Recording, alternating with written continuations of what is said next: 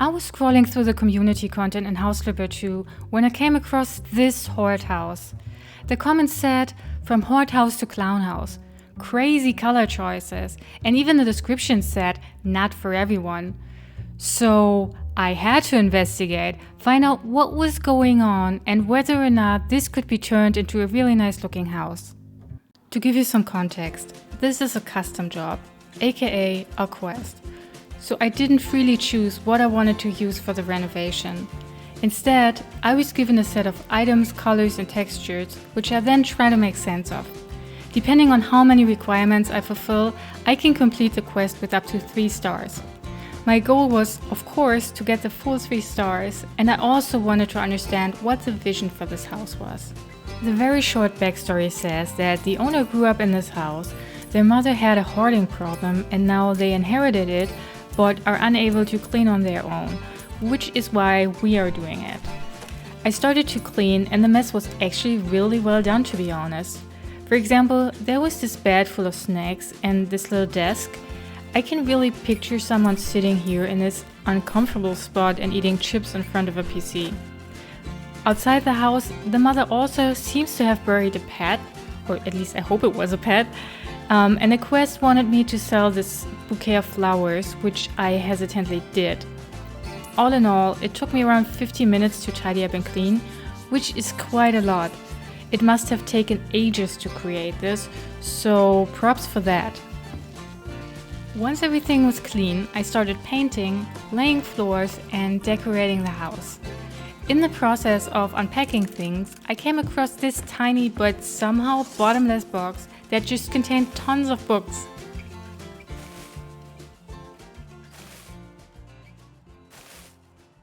Another one, another one, another one, another one, another one.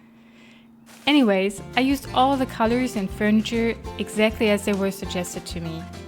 In the living room, I wasn't sure where to put the kitchen because I had the green splashback on one side of the room and this green floor tiles on the other. When everything was finally unpacked and set up, I got the following picture. Each room had a different color and also a somewhat different pattern. There was a white office, a blue bathroom, a green living room,